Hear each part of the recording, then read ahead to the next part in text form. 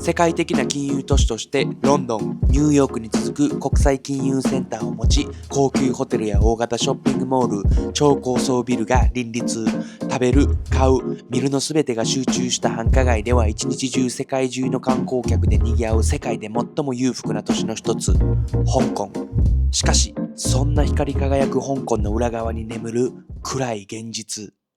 世界一物価の高い国の一つとして知られ、人口約750万人のうち2021年には約200万人の人々は貧困な状態の生活を送り、香港の上位 10% の富裕層と下位貧困層の所得格差は約80倍と超格差社会。そして高騰し続ける不動産価格により世界で最も家賃が高い都市となり、国民の大半がまるで鳥越のような人が住むにはふさわしくない劣悪な環境で暮らさざるを得ない状況。今回はそんな世界で最も不平等な金融都市と呼ばれる香港の実態を見てみました。人間の住む世界かと思うぐらいひどいですよ。はい、皆さん、What's up? バッパー翔太でございます。久々にですね、香港に来ております。僕がですね、個人的に描いてた香港といえば美食、繁華街、ショッピング、華やかな香港なんですけど、今回ですね、いろんな地元の人と話して聞いたもう一つのリアリティがあるっていうことで、2018年の調査ではですね、世界一貧富の差が激しい都市が香港っていうことで、香港の経済はですね、富豪の最上位10人が半分以上を占めてる構造で、年々貧困層の割合が増大し、2023年のコロナ禍のピーク時にはですね、貧困率 23.6% と4人に1人が貧困状態。特に深刻なのはですね、若者の貧困率が 27% ということで、今回はですね、現在香港では一体何が起こっているのか、その実態をね、見てみたいなと思います。はい、今回はですね、バッパー翔太で本を発売しましたということで、もうすでに読んでいただいた方、コメントをねしてくれた方、本当にありがとうございます。本のタイトルはですね、Go with the Flow。どうして19歳の時に世界へ旅することになったのか、旅をする前、命を絶とうと考えてた自分、世界を旅して分かった新たな世界と幸せに生きるために大切なことなどなど、 YouTube ではね、語りきれない裏側を書いているので、皆さんぜひ読んでみてくださいということで、Back to the video。Okay, nice to meet you. How are you? Nice to meet you. I'm fine. My name is Victor, and today I would like to show you guys about Hong Kong today. Oh, that's awesome. Thank you so much. Let's do that. Welcome. Let's go. Yeah. 香港は香港島、九龍、新海の3つの地域に分けられ、富や所得によって分断された都市。中西区、湾仔区、西港区などのエリアでは高層ビルに高級住宅街、高級レストランやショッピングセンターなどがある。皆さん見てください。首が痛なるほど見上げてしまう高層ビル。ブランド店のね、店がめっちゃいっぱいあって、まさに僕が想像してた香港ですね。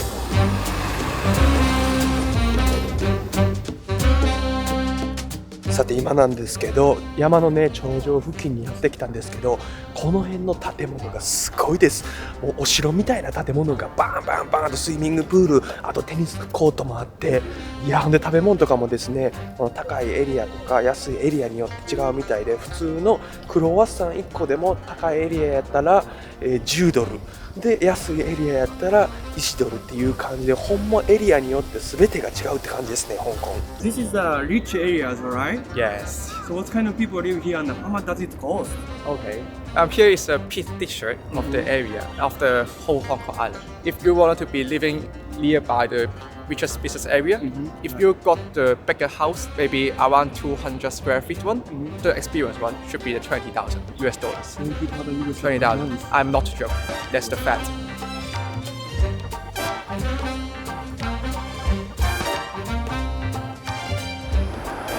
今ですね、山の上のプライス見てるんですけど、もし買うとなると130ミリオンなんで、約25億円から約65億円ですよ。家買おう思ったらやばないっすか。 This one is the most. 868ミリオンですよ。これ多分100億ぐらいいくんちゃう？ Even is a normal guy in Hong Kong, it's impossible. Impossible. It's just for rich people Yeah. who come from everywhere. Yeah. Maybe China, maybe Europe or Western country. But for Hong Kong people, I don't think it's a place for that. So mostly like rich people is like from China and foreigners. Yes. Yeah. So you told me like how much does it cost to buy the car parking space Yes. in Hong Kong? In Hong Kong, we have a deal on the car park sale, and I can show you one of the example. Okay. And it's one of the car park sale on the new territories in Hong Kong, which is a countryside of the Hong Kong one. Okay. And it sold a car park for 2,500,000 Hong Kong dollars. Oh, It sounds crazy, right? that's so expensive. Only one car parking. One car parking for one car, one vehicle. まあいろんなね世界各地高級なところ行ってきたんですけど、香港はマジレベルが違うわ。香港の住宅はどうしてここまで高騰したのかは様々な見解がある中、香港はアヘン戦争で中国が敗北した後、戦争の保障としてイギリスの植民地となった。当時人口6000人しかいない小さな漁村だった香港は産業革命後の先進化した文化と政策を一気に取り入れ急発展した。その後第二次世界大戦後には発展した香港に多くの中国人富裕層と中国文化大革命から逃れてきた多くの中国人貧困層も移ってきたことにより、香港では貧困街があちらこちらに広がった。そのためイギリスの総督府が中流階級や低所得者に向けて公共賃貸住宅を大量に供給し、人口の約 30% が公営住宅に住むことになった。しかし公営住宅に住む人が大量に増えたために、民間の不動産投資家にとっての魅力不足と都市部の人口過密による社会問題に陥り、都市開発計画を見直すことになった。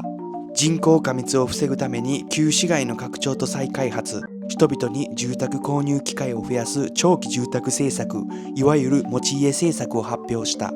その結果、公営住宅を求める割合は低下し、持ち家を求める人が急増し、住宅の価格が高騰し始めた。そして香港は外国企業に対して税金が安く、ビジネスには最適な場所としても有名。外国企業を誘致するために法人税などを安くする代わりに、香港政府にとって最も重要な政府の収入源の一つが土地の売却益と言われている。断崖絶壁の山々が多く、開発に向かない土地が多い香港。そんな希少な香港の土地は政府が所有しており、不動産デベロッパーなどであっても土地を使用する際は、香港政府から50年間貸し出しできる賃貸借契約をオークション形式で取得する必要がある。ここ10年で100万人の中国人移民が香港に移り、さらには多額の資金を持った不動産会社、海外富裕層などが不動産産業に参入したことで競争力が高まり、香港の不動産価格は一般人では手に届かない額に跳ね上がったと言われている。Okay, thank you so much for your time. What's your name? My name is Jasmine. Okay. How long have you been in Hong Kong? So I was born and raised here, so it's been around 23 years in Hong Kong. Right. Yeah. So how do you like Hong Kong? It's pretty nice. It's a mixture of city and there's also nature, so Yeah. it's really nice to live here. Yeah, So yeah, I really like it a lot here. that's yeah. good. So today, like, you can show me your place, Yeah. how you guys live. Is that okay? Yeah, for sure. 彼女は中心地から約30分離れた郊外にあるこのマンションに部屋を借りて住んでいるとのことで、彼女の部屋はワンベッドルームでキッチン、バスルーム付きだそうです。So, how much you pay for rent here? So for this place, I pay 14,000 Hong Kong dollars per month. Oh, okay. And it doesn't include like the utilities, like Yes. water bill and electricity is separate. Mm-hmm. Yeah. And do you feel expensive? It is pretty expensive. Okay. Like for a 1-bedroom apartment, I think 14,000 is quite a lot. Especially like again, there's other bills to pay. Yeah. Like it doesn't include in the 14,000. And what do you do? So I'm actually a teacher. So I Okay. teach English. So, do you mind if I ask your salaries and then? I don't mind. Yeah, sure. So I actually earn around 25,000 a month. Okay. And I work full time. Mhm. So yeah, that's what I do. And is that hard to live in Hong Kong? Or? I think it's pretty hard actually. The salary is quite low, but at the same time when you live in Hong Kong you pay a lot of things, especially like the most expensive thing is really the housing. You have to be lucky to get a good house with an affordable price. If not, like you'll need time to find a nice house to live in. Yeah. So honestly I just got lucky as well. 人々はですね、高い家賃を払うために大半が週45時間以上働いて、で中にはですね70時間以上働いて、給与の半分がですね家賃で消えてしまうとのことみたいです。そんな富裕層が住むエリアがある一方、関東区や新水北などは低所得者が住む地域としてフルーツ屋などのストリートマーケットや安価なお店、集合住宅などがある。はい、今やってきた場所がですね、モンコクという場所でですね、ミディアムローのエリアみたいです。で、お店がずらーっと並んでて、フルーツ屋とかがですね、めちゃくちゃ日本産のフルーツが置いてあることにめちゃくちゃびっくりしたんですけど、さっきですね、リッチエリアからのここ、ものすごい格差ですね。高騰するね、住宅に苦しめられる香港の人々の平均月収は約75万円と、比較的ね、高い印象を受けるんですけど、このね、平均値は格差があまりにある香港では高くなりがちだそうで、国民の約 50% は月給約40万円で生活し、多くの人がですね、1時間あたり約1196円で暮らしてるみたいです。はい、ここがですね、モンコクの横にある香港で最貧困のエリアだそうです。建物見てくださいよ、これ。めちゃめちゃ小さいエリアに何人住んでるのと。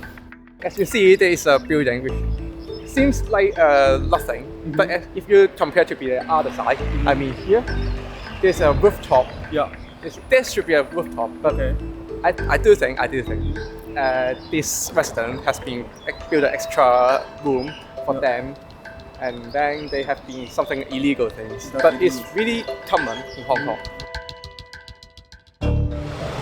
このエリアに入ってきてですね、人々が全然違う、移民の人がめちゃめちゃ多いなっていう感じで、あと年いった人もかなりおる感じで、聞いた話によるとですね、この貧しいエリアでもその若い人たちが住む貧しいエリアとお年寄りの住む貧しいエリアと移民の人たちが住む貧しいエリアとか分かれてるみたいです。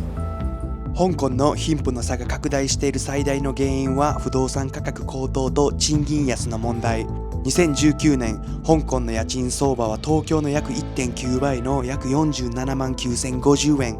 そして平均住宅価格はアメリカのニューヨークの約 1.3 倍の約1億3800万円と坪あたり1000万円をはるかに超える価格。そんな異次元な住宅価格の香港では現在人口の 44%、約330万人がケージハウスと呼ばれる低所得者向けの民営団地に住み、その生活環境は想像を絶するとのことみたいで、駐車場1台分のスペースに4人家族が住んでいたり、駐車場2台分に10人から15人が住んでいたりと、一人部屋の面積が約 1.39 平方メートルと寝返りも打てないような生活環境。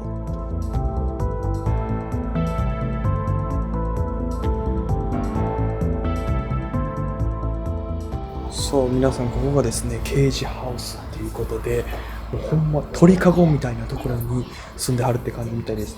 今ね、1、2、3、4、5、6、7、8、9、10、11、12ね、ここにね、部屋があるんですけど、ほとんどの人がもう出はったっていうことで、今2人だけ残ってるということで、このね、ケージハウスの外で寝てはるってことみたいです。でも12人いた時は、みんなこの一つのケージの中で寝とったっていう感じらしいです。やばくないですか？いや、これが人間の住む世界かと思うぐらいひどいですよ。この真ん中にスペースはあるんですけど、いやもうね、空気もあんまり循環してない感じでめちゃくちゃ暑いです。すごいところですよ。これが皆さん、人々が住む家でございます。ください、キッチンとトイレが一緒になってるって感じですね。すごいコンディションです。めちゃめちゃ狭いですよ。これが世界一家賃の高い香港のリアリティでございます。このケージハウスの家賃は光熱費なども含めて1000から1500香港ドルということで、劣悪な環境ながら貧困層にとっての唯一の選択肢となってしまっているみたいです。 How long has he been living here? 成30年啦， 30 years. Now he doesn't work. 佢就有啦，70幾歲嘅大佬。70幾歲。 What's the most difficult things for living here? 梗係樣樣都唔妥啦，老鼠又多，木虱又多。こんなね、劣悪な豚小屋みたいな環境で暮らす影響でですね、他の国には見られない E 型肺炎とか病気が蔓延したりですね、火災事故の発生率が高くなったりですね、世界的な目線からはですね、非人道的かつ健康危機とね、問題視されてるみたいです。So what kind of people live here? Actually, there are people. Their income is low, under poverty line, most of them, and then they are single elderly, they are single men, or women, or family with women and children, and or disabled people. Most of them they are the underprivileged of the society. 香港では政府とその管轄下の公的機関が低所得者向けに手頃な住宅オプションを提供することを目的とした公営住宅を提供する政策が施行されており、その公営住宅ユニットの入居資格は政府が設定した収入と資産額の上限に基づく。公共住宅の月額家賃は通常世帯収入の 10% から 25% と民間賃貸住宅よりもはるかに安価に設定されており、定期的なアップグレードとメンテナンスが行われる公営住宅は居住環境も良く住みやすい状態が保たれていると言われている。公営住宅の申請者数は2024年9月末時点で12万世帯以上、単身者の申請者数は9万人以上、平均待ち期間は一般申請者数 5.5 年、高齢者単身申請者 3.5 年と言われているが、実際はもっと厳しいとのことみたいです。Most of people waiting for public houses to go in, right? Yes. Yeah, because it take long time to wait for a public housing. So Why it takes long time? Because we don't have enough supply of public housing, and so it take long times. And for elderly, already faster because it's around 6 years for urban area and 4 years in new territory. But if you are single people and not elderly, non-elderly, it will be wait 20 years. さっき聞いた話によるとですね、このケージハウスのオーナーさんは富裕層の方みたいでですね、今回ね行った富裕層エリアに住んでる、なんかこのケージハウス見た後にオーナーさんはお金あり余ってる感じ、これが香港のリアリティでございます。めっちゃ暗いな、めっちゃ狭いやん。これ頭ちゃんと立てないっすよ。めっちゃ狭いです。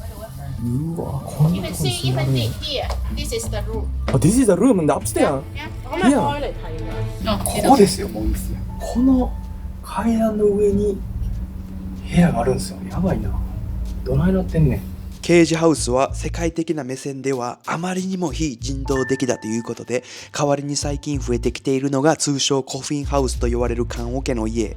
このコフィンハウスではこんなに狭いスペースに16人が暮らしているみたいで、家賃は月約2000香港ドルだそうです。そう、皆さん見てください。こんな感じですよ。スペースはもう両腕広げられない感じで、こんな感じで登って上に入る。入るのもめちゃめちゃ狭いスペースで、ほんまこれぐらいです、入り口が。すごいところですね。でも自分のものが分からんぐらいいろんなものがですねミックスしてあって、靴もいろんな場所に散らかってたり、服もですねいろんなところがあったり、喋り声もですね他の人が何喋ってるのかも全部聞こえる環境で、もうプライベートっていう話じゃないです。もうほんまドアが1個あるだけで、他の場所とかやったらドアもないところもあるんで、すごいコンディションですね。Nice to meet you. My name is Shota. Thank you so much. So this is your room? Yes, Oh wow, it's very small. very small. Can I see? Yeah. When did you start living here? 9年。 Oh wow. Okay, so what's the hardest things for living here? 改善都冇我哋嘅啦，係即係如果係大啲啊，或者係有知識啊，唔使話硬樓梯啊，咁係咁嘅啫。而家就 So what do you do now? 你而家係有冇 You 返緊工定冇係？ over 70。哦，因 because 為 you 退咗 retired. 休 He's retired. Oh, okay. Where's your families? Family is only one. Only one. And my family is out OC. Oh, okay. Can I see inside a little bit? Yeah. Hmm? Oh, you're welcome. Oh, thank you so much. Wow, that's very tiny place. 見てください。こんな感じでもう頭下げないと入れないって感じですね。立てないですね。で、こんな感じで、ここにですね、テレビがあって、で、ポットあって、電気があって、で、ファンがあって、で、ここに小さい、ベッドスペースがあるって感じですね。幾多錢租個2鐘啊？ここがキッチンです。しかも16人分の共用で、で、ここがですね、シェアのトイレットということで、トイレットも16人でシェアするみたいです。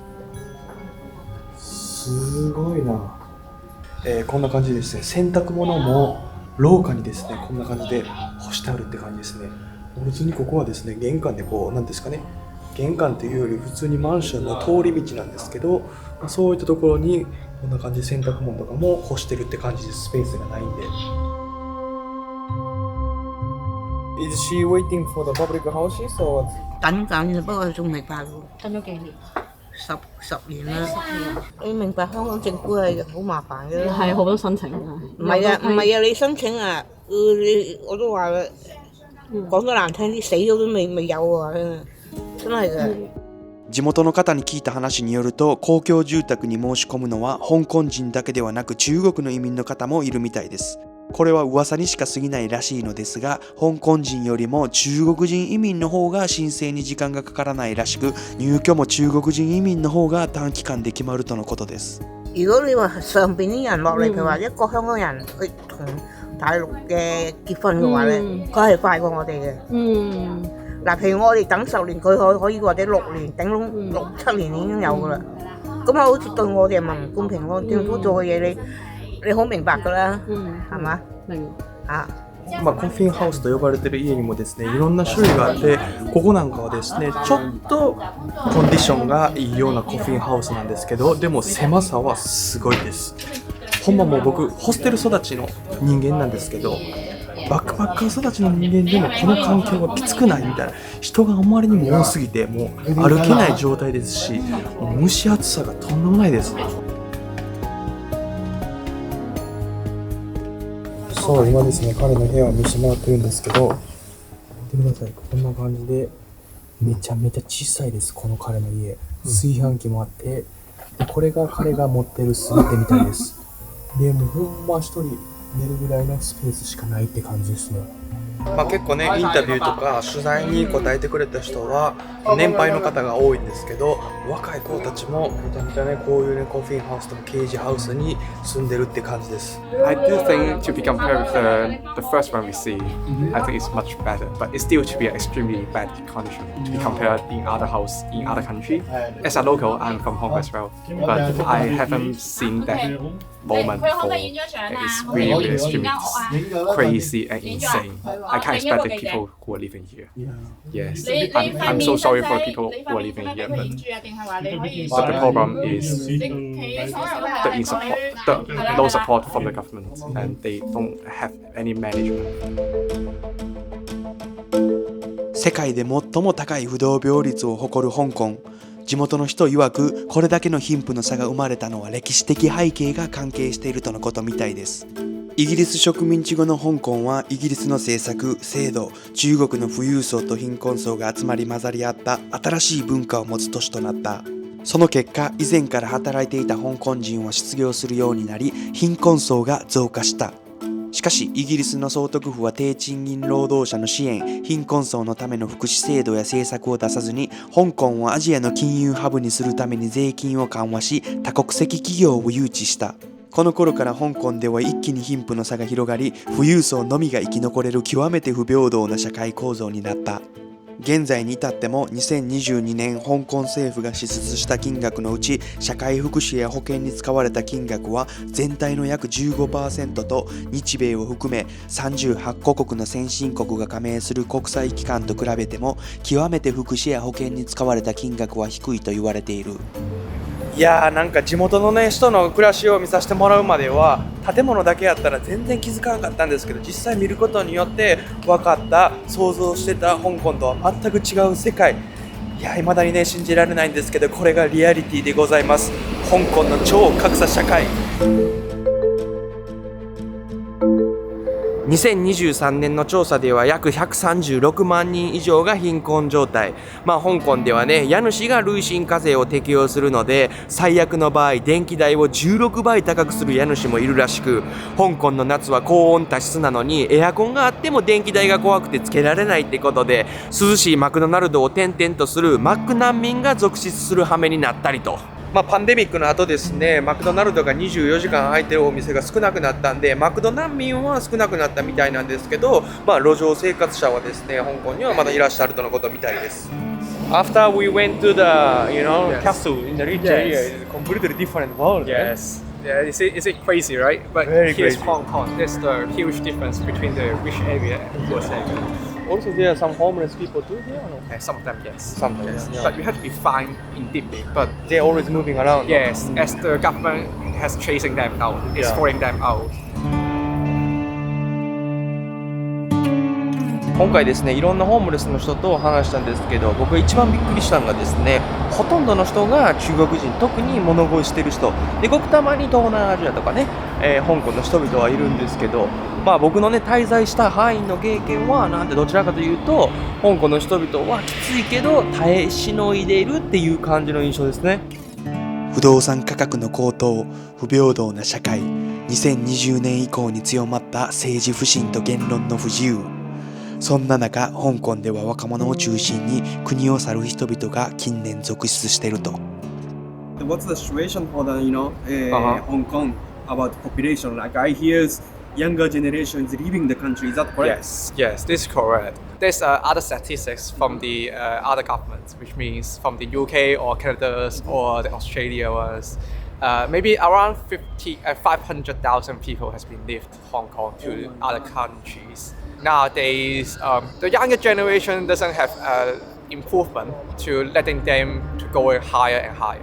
And I think there's one of the reasons why the people would like to go outside or go to other countries to living their life. 香港デモとパンデミック、外国の企業をですね、どんどん香港から立ち退き、代わりにですね、中国企業、中国移民がどんどん香港に入ってき、中国企業は中国人を香港の人より優遇して雇ったり、その他中国の目線から歴史が子供にね叩き込まれたり、中国の国歌を毎日歌わされたりなど、教育の中国化など、ここ数年で急変していると。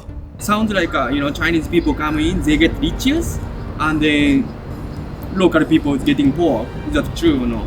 I think so. Nowadays, the higher position of the company or business company usually offer the position to the Chinese people or the Chinese elite more than the local people. 言論の自由がない香港では海外移住が相次ぎ、現在ね頭脳流出が深刻化し、約7割が人材流出したとの調査もある。香港政府は穴埋めにね、年収250万香港ドル以上の人などに2年間の香港滞在ビザを発給する高度人材の誘致策などを試みているみたいなんですけど、自由がない香港に外国人は魅力がなく、95% が中国本土からの人材みたいです。今回これはですね、地元の人もちゃんとした証拠がないんで、断定はできないみたいなんですけど、ビザに関してもですね、香港に住んでる中国人がですね、偽装のビザを作って条件を満たしていない、貧困層の人たちも入ってきてるという話も聞きました。So what's your opinion about now Japan is quite open for Chinese people? What's your opinion about that? I'm literally quite sad for the Japanese people. Quite sad. Yes, quite sad. As I'm a Hong Konger, I know I love Japan a lot as well.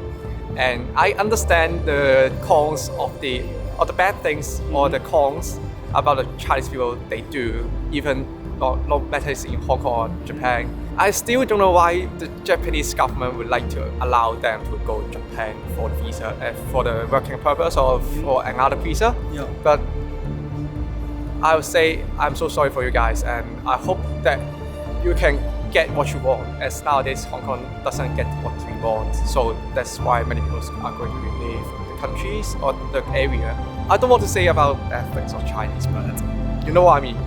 And I hope that you guys in Japan can fight what they want, what you want, and then don't give up for what you get. Yeah. That's your right. You can have to. So 頑張ってください。